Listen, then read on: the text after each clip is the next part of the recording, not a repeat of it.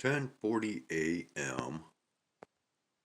on this Thursday morning, December 11th, 2025. And this is basically a video reply to the channel Jeremy Vicious. Hey Jeremy, hope you're doing well. Hope you're feeling better. But this is once again a video reply to a video short in which Jeremy had made mention of me, and it pertained to a piece of possible petrified wood. Now, what I have here, and as I'm showing what I'm going to show, please excuse any grub under my fingernails as I've been digging through quite a few specimens within my rock collection. And what I have here is a collection that was either my great-grandfather's or my grandfather's, which this rock collection was a gift set from somewhere, in which there was a manual that came with it. And if you can see here, this is a revised edition of the information, and I think this says from 1946. Okay, and within we have information pertaining to each one of these specimens. But unfortunately, for some reason, my phone just does not want, or the camera within this phone just does not want to focus properly anymore. But we can see here that throughout the years there's been a lot of damage that's been done, not only to the box, and this is the original box, but these stones have actually come free from their placements in here. And so some of these I'm not even sure if they are aligned correctly or properly within their little spaces here. Once again, a lot of these have come free. At one point, many years ago, I had them all taped down, and I actually need to go back through and reconfigure these into their proper positions, if you will. But anyways, within this, and these are glued down here, these two here, but this is a piece, and you can see underneath or in between, it says wood, and so this is actually a piece of petrified wood right here, or at least I have to assume that it is. But we have another piece here that could possibly actually be petrified wood. Ooh, wow. Almost looks like a frown face right there, doesn't it? Okay, but anyways, I do have some further examples. And once again, I'm not sure if this is the actual piece that's supposed to be in this location here of petrified wood, or if this is actually the petrified wood. This actually looks more akin to other samples that I have. Let's turn on the lighting a little bit here, and you can see what I speak. And then going back up here, see, this is not a very good sample, so we'll go ahead and move on to other samples right here. And this is, yeah, this is hard. Okay, and you can see the actual grain within this. Okay, let's see if we can focus in a little better on this. No, it's going to give me issues. And of course, we also have some crystallization that's in here. And if we were to, I don't know, really zoom in on this, once again, you might be able to see the similarities of wood grain as far as in comparison to an actual piece of wood.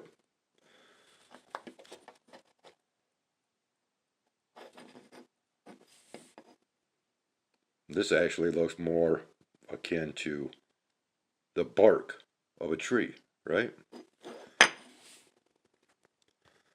Okay, so continuing on,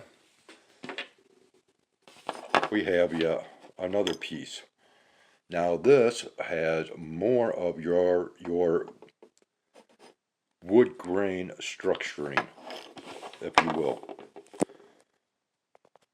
and which is your, oh, come on.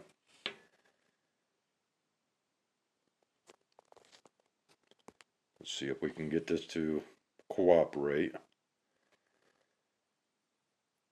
Okay, can you see the grain, or which would actually be your tubal cellulose structuring? Okay. Now then, but what is actually quite strange about this is even though there is a strong resemblance or similarity to that of petrified wood, is it actually petrified wood? Because when you take closer examination of this right here, and look at, see, I mean, this is like tree, if you were to, well, I'll just say this is very, very similar to the structuring of what you would find within a tree, right? Until we look at this. And then it almost takes on the appearance of bone marrow. Okay? Can you see the structuring there? But then again, you know, this is very heavy for just such a small piece. I mean, it's no longer, it's not even as long as my fingers. And sorry, I'm kind of fumbling around here, doing this off the cuff, you know, trying to do my best here. But anyways, there's still an oddity with this because it does have what could be considered as bone marrow. But no, I do believe that this is what is referred to as petrified wood. Once again, you can really see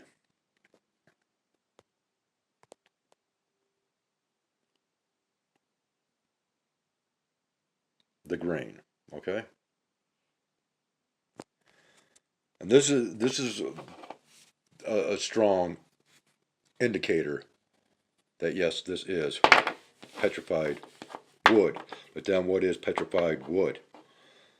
Because once again, as I made mention within my comment, my reply, or no, my comment, yeah. Many theories out there claim that petrified trees are not carbon-based. Okay? And so it's just a little bit of thought. But let's go ahead and continue on a little bit because I have got some other rock specimens or samples here. Okay, here's another fun one that's been polished up, and when examined, you can see what appears to be rough exterior with what also can take on plant structuring. Is this in fact a piece of petrified wood? And again, if we look at the exterior of this, it actually has a bark-like quality to it. Let's see if we can once again get this to, there we go.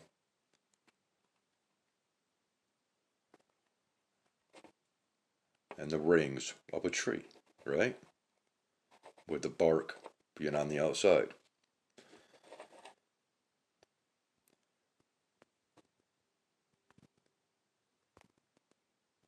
Come on there. Okay. Sorry, a little bit shaky. Okay, so, but that always happens when you zoom in onto things. Okay.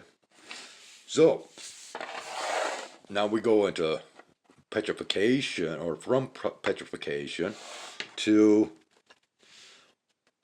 now this is one of my favorite specimens, and I'm not sure what type of a rock this actually is, but when you examine it closely, we have ancient moss that is within this stone. And this was one that I actually found, okay, and which the moss actually goes throughout this stone. It's embedded within. Very cool. Okay, and oh yeah, now I've got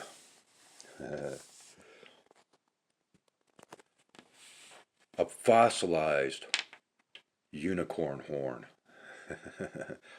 Yeah, it was just a baby unicorn. No, this is actually some type of a seashell, fossilized type of seashell. But it does have that appearance of a unicorn's horn.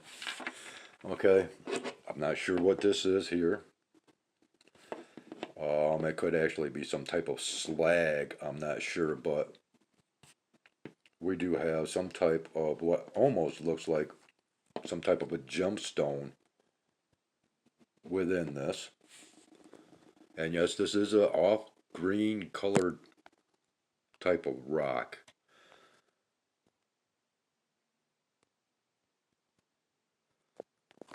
Very smooth, shiny in some spots. Not exactly sure what this is. Has a little bit of blue quality to it, right up around this. Yeah, see, my fingers are so dirty. Yuck. Yeah. Not sure what this is right in here. But with that blue coloration, can you see the layering here? And this was another one that I just happened to come across. Where, I'm not exactly sure. It's kind of cool. And then, of course, you know, I've got a wide collection of stones, rocks, polished, raw. Okay. Here's another. This is what I'd like to call the snowflake rock. And you may be able to see as to why. And I have no idea, you know, what type of rock this is, but yeah, snowflakes. Yeah, kind of cool. Another polished stone that has, I'm not too sure.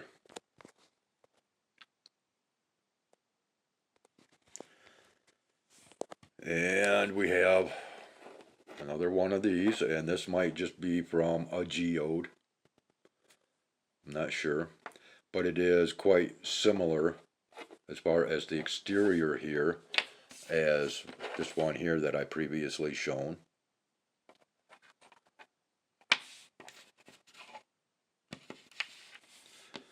And okay, here is a conglomerate rock, which has, and of course it's polished, but it has quite a few unique qualities about it. Come on.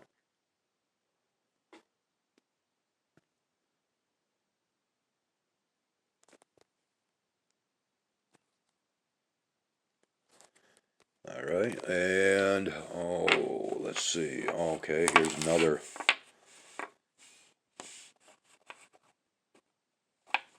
interesting specimen. Of course, polished once again.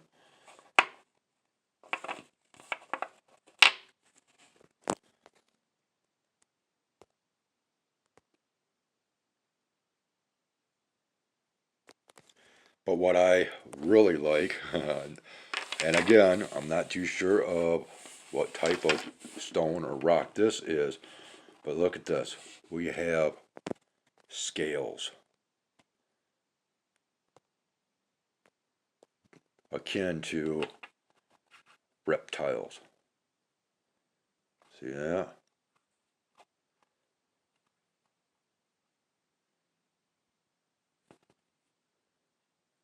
Very crazy looking. Okay. And, oh, what are these? Oh, I think these are just a couple of Apache teardrops here, which can be found in great amounts in Arizona. And then, I'm not sure what this is either, but it has a very unique quality about it when it catches the light. See that? It almost blends in with the surface of the table here. But you see how it catches the light and actually reflects the light quite well. Now, because of that, let's show my ring in comparison, as this is a tiger's eye ring, and it has the same type of qualities as this stone here. Not really catching the light too well. But anyways, this is possibly a tiger eye stone, if you will.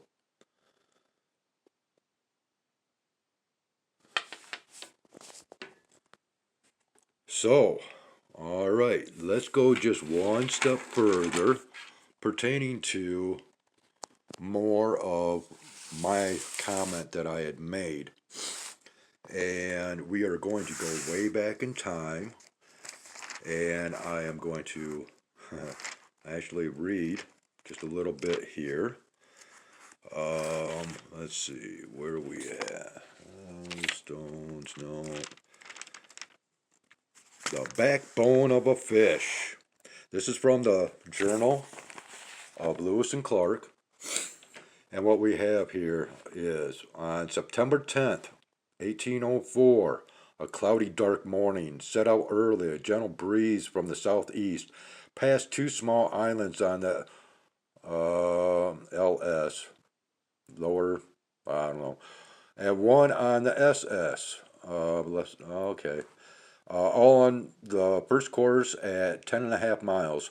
Past the lower point of an island covered with red cedar situated in a bend on the LS. The island is about 2 miles in length. Let's make it a little better here.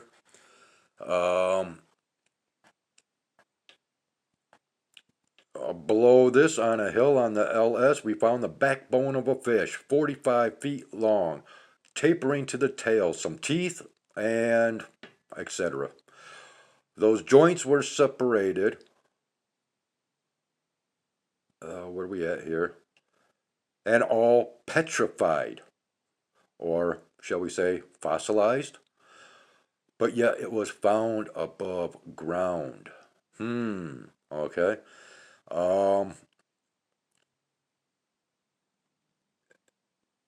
Okay, and we have Cedar Island.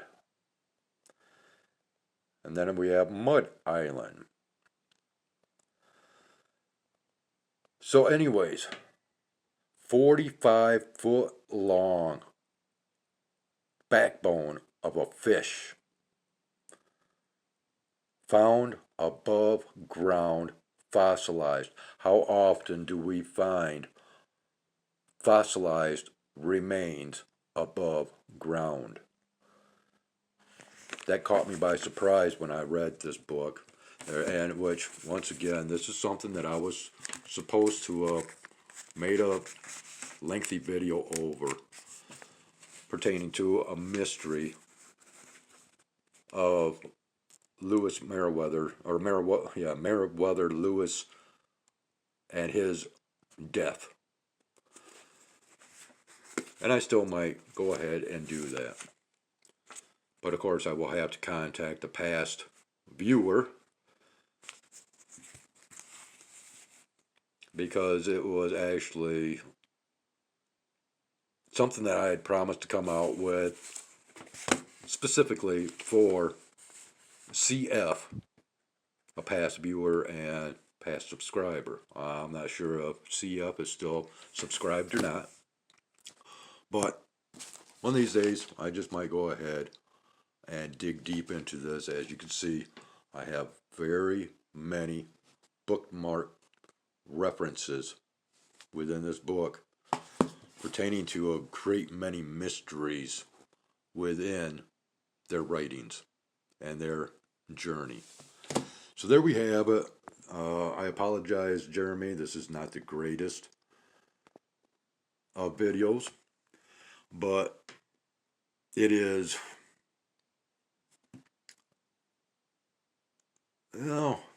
what I've got. I am not an expert when it comes to rocks, but I do have a very large collection. I used to be quite well versed within gemstones, minerals, and just rocks in general.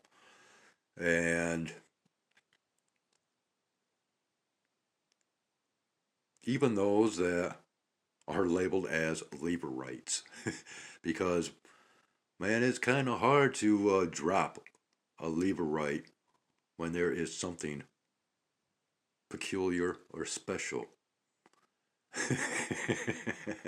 And you never really want to leave it right there.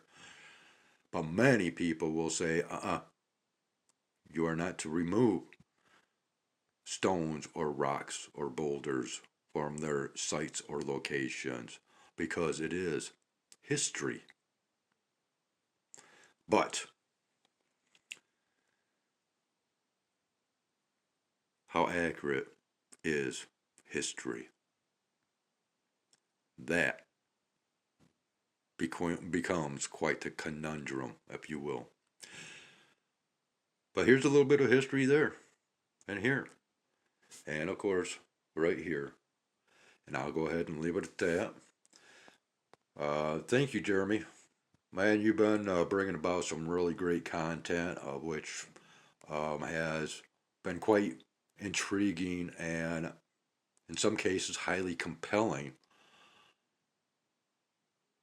And I'm enjoying this little journey that we have sort of somewhat embarked on together in searching out some of these common interests, if you will. So there we have just a little bit more that we might be able to discuss. Any kind of feedback from you, Jeremy, is greatly appreciated, and that applies to any other viewers that might have something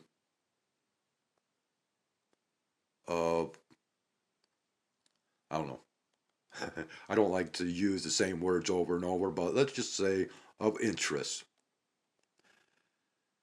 I do enjoy my rock collection, and I do enjoy my show and tell time, and basically that is what this video is all about, as well as being a reply or response. And I will, if you are interested as an outside viewer, I am going to include the link to Jeremy, his short or video short that actually promoted this video to be created. And that way you can see exactly why I am creating this video in a reply or response form, and you can also have the opportunity to read the comment that I posted to that video short. So with that being said, seen, and everything else, once again, Jeremy, this has been fun. And I appreciate these interactions that we have been having. But on that note, I am going to go ahead and end this and thank everyone ever so kindly for watching, for joining in, so on and so forth. All in all, as always, take care. Thanks for watching, and have a great one.